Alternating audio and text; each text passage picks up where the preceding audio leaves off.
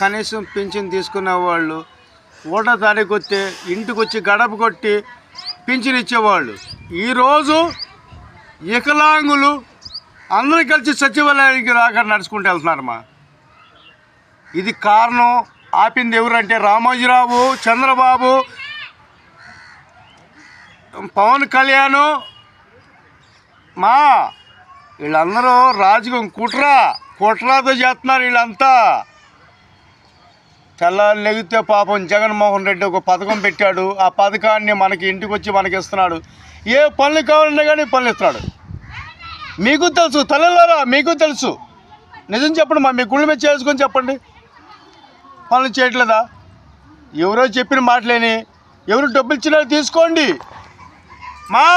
Vote మట్టికి ఒక జగన్మోహన్ రెడ్డి మట్టికి ఓటేయండి. ఎందుకు చెబుతారంటావా?